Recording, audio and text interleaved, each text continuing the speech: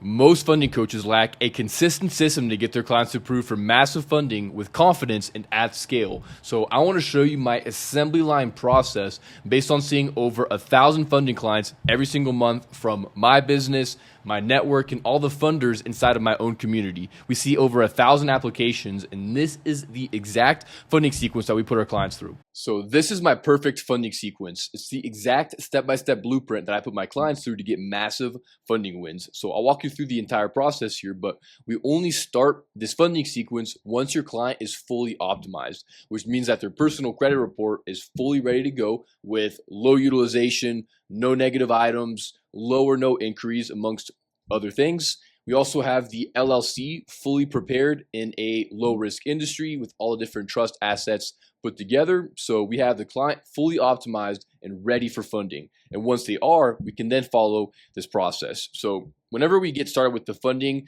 there are certain banks that will require certain elements before actually beginning their funding process. So certain banks do prefer a relationship established. Certain banks may require you to apply with a relationship banker. So I'm going to show you these different variations right here. So when it comes to a relationship established, one of the best ways to do that is to open up a business checking account to show how serious you are and how much your client really wants the funding. And so for the different banks that require this, we have the entire list of the bank, but also when you can apply, how much to put inside of the checking account, and how long you might have to season it for. So the banks for which this is important is going to be Truist. You can apply at the same time with just a minimum deposit. PNC next day with 1K. Chase 5 business days, at least 10K. First Citizens waiting 30 days after depositing 1K. US Bank opening with a 5K plus deposit, waiting 30 days. Wells Fargo 10K deposit, waiting 60 days. BOA waiting after 90 days after the 1K deposit. So these are the requirements to get your clients the best results possible. You can obviously skip these steps, but results will vary. So this is the preparation stage right here. Ideally, you can get these accounts funded as fast as possible before starting the funding, so that some of these accounts start to season right off the bat. But if your client does not have the money to season in these accounts just yet, I'll show you how to get funding to then season the accounts. Okay, so whenever we first get started here, I like to start with a big win, which tends to be Chase. Okay, Chase is usually going to give you really large limits so that now whenever you start the funding process and you get these big approvals, your client's going to be happy, they're going to trust you more, and they'll follow all the following steps. So in this case, you might have seen my recent video talking about how Chase actually recently shut down the RM department. For the past couple of years, we would apply with a business banker, and this banker would help our client apply and speak directly to the underwriting department, which would in most cases get your client approved for at least $50,000, almost guarantee. But now they just shut down that entire process starting July 1st. So a lot of funders were scrambling, not knowing what to do, because this was the golden goose, right? With Chase, if you applied for 2 different cards, you're most likely getting at least $75,000, which is half of what the entire funding was. So, however, I did create a recent video talking about the changes and how we've actually adapted for this new situation, and we're still getting our clients approved for $70,000 to $90,000 with this new strategy. So this is what this actually kind of breaks down to. So with Chase, we apply for the unlimited. It tends to get a little bit higher limits than the cash card.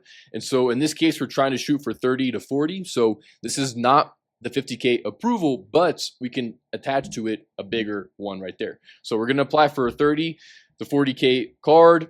If we get something in that range, we can always reconsider for a higher amount as well to get an extra 10K most likely.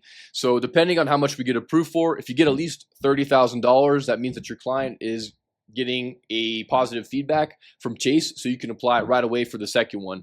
If they got less than $30,000, it's best to sit on the account for at least 30 days, maybe spend a little bit on it just to show some activity, and then applying for the second card. So the second card is going to be the Chase Inc. Preferred. So this is not a 0% card. You might be wondering, why would we actually do this? Well, because it's not a 0% card, the banks are expecting to make money with interest, so they tend to give out really large limits. So in this case, on the second card, you might get anywhere from $40,000, $50,000, or $60,000. So usually, in this case, if we're able to reconsider from 30 to 40, and you get on the higher end maybe $60,000. Well, between two cards, you just got 100,000 of funding, right? And the hack here is that you can actually move the limits between business credit cards at Chase. So what we would do in this case, let's say he just got $50,000. Well, we could move perhaps 45 over from this card to the first card. And if we just got 30,000, we could attach 30 to 45. And now your client just got $75,000 approved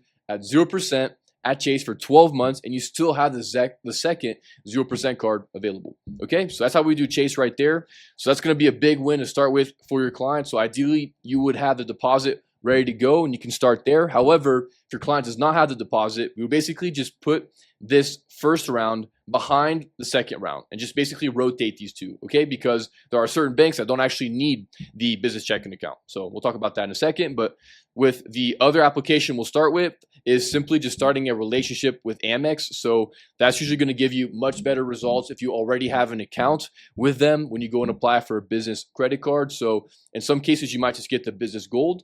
This one's a great card to have because you get a lot of rewards for ad spend, for example. So it's a great card to have. And that's a good one to start with to establish that relationship. And because it's a business account, we can actually remove the inquiry. However, if your client does have a high limit personal card, you could go for the business blue personal, or sorry, the Amex blue personal, because they tend to, in a lot of cases, match your high limit. So what I tend to do with Amex is, depending on the personal credit profile, if my client doesn't have any cards over 10K on the personal, but we're applying for funding because they have like an authorized user, for example, but their highest personal primary card is like a 5K limit, there's no point in applying for the personal card. We're just going to go for the business gold. But if they have a card for, let's say, $15,000, I actually might apply for the personal one because in a lot of cases, they'll actually match that limit. And so the hack here is that when you do go back for the second card, in this case, the business card, since you have a relationship, you should be able to now get a much higher limit, anywhere from 15 to 25K. And we can actually move the limit from the personal over to the business. So in this case, let's say you got 15 and 20, you can move maybe 10,000 over from the personal to the business, and now your client just got $30,000 at Amex.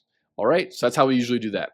But what you might have noticed here is that we do have a wipe in between each round. Well, the reason for that is that we're doing different sequences here based on the inquiries for our clients. So basically, when it comes to the funding process, a lot of it just comes down to playing Tetris, basically, because the banks have a 3 hard rule. So basically, if you have 3 inquiries on any bureau, you're automatically going to get denied for the next one, right? So that's Experian. If you have 3 inquiries on this bureau, any future application is going to get denied. And that's the same case for every single bureau, Equifax, TransUnion as well. Okay, so basically, whenever you get started with funding, you're going to look at your client's profile. Ideally, you're going to remove inquiries if they have any inquiry that's not attached to an open personal account, meaning that if they got denied for something, you can remove it. If they got any business accounts, whether they got approved or denied because it does not show up on the personal credit report, you can remove those as well. So basically,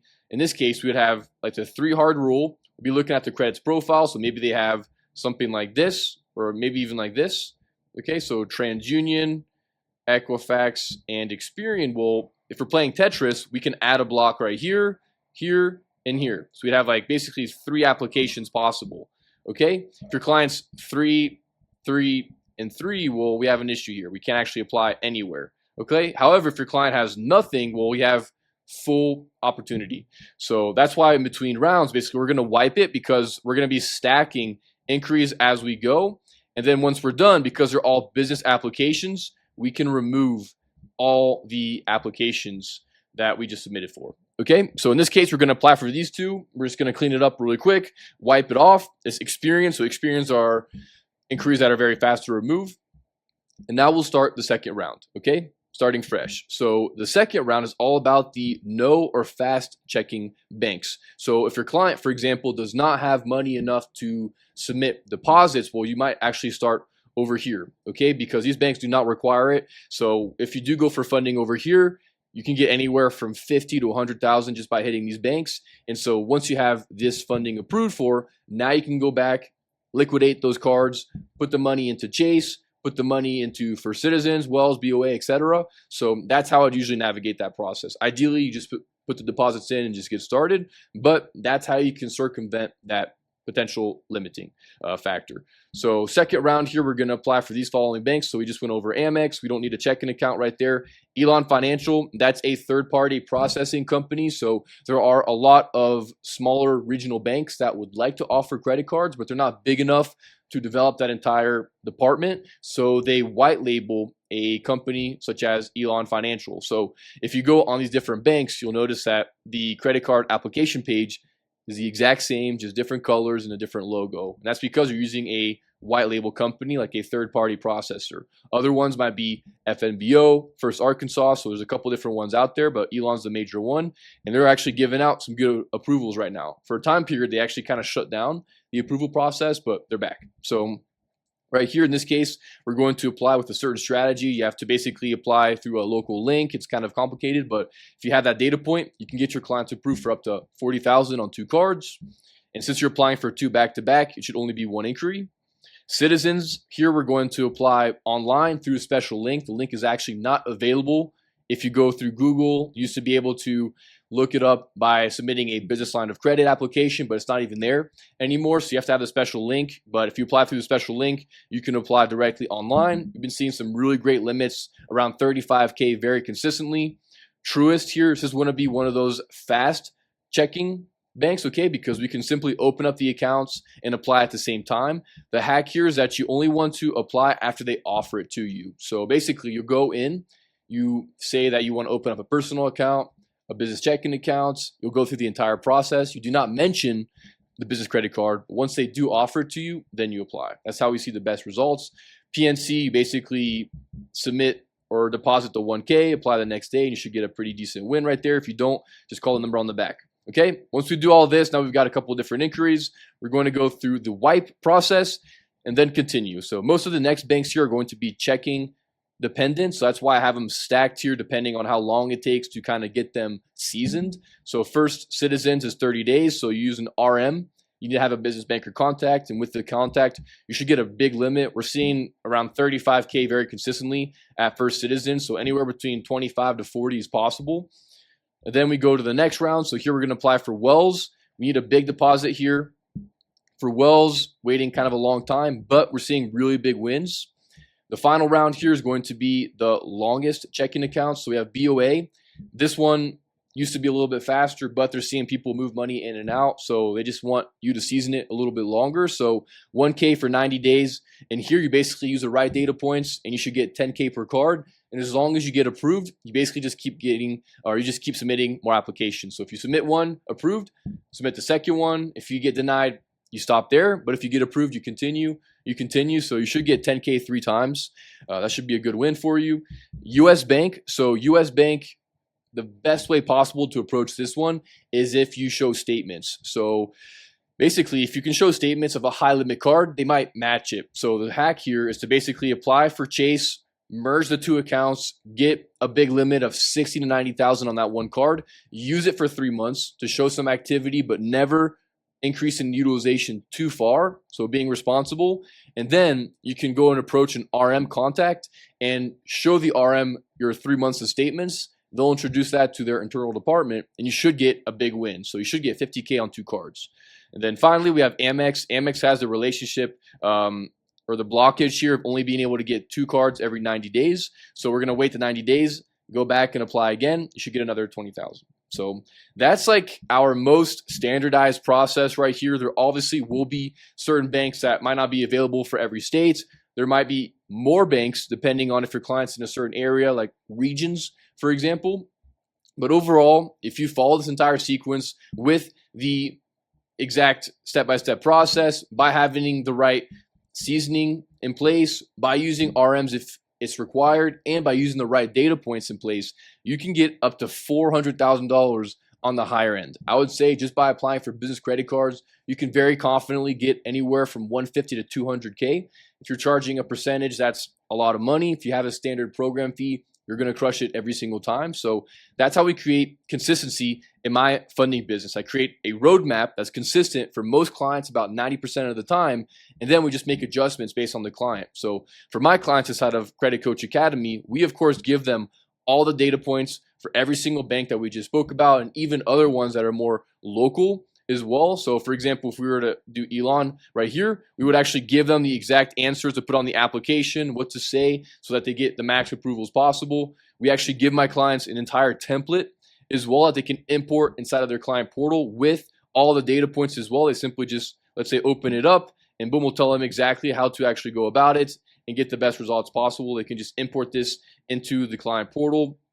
We even have a perfect funding sequence for Age Corps as well, so that we can apply for business lines of credit and add an extra $200,000 of funding potential for our clients. But that's the entire perfect funding sequence. So that's how I create consistency and confidence inside of my funding business. Every time I bring on a new client, I have a step-by-step process that they can follow that I know delivers results. There's no chaos. There's no guesswork. I don't have to scramble. And so that helps me create that confidence inside of my funding offer. And if you do want the latest version of this funding sequence updated every single week based on new data points, if you want all the application insights to go with all these different banks, and you want my business banker contacts as well, we actually share all that with you inside of Credit Coach Academy, which you can learn more about by clicking on the link down below. I'll actually give you my entire client portal system for managing your clients and creating a smooth pipeline. I'll give you all my business banker contacts, the data points. We'll give you that template that you can import. So basically making it as easy as possible for you to get massive wins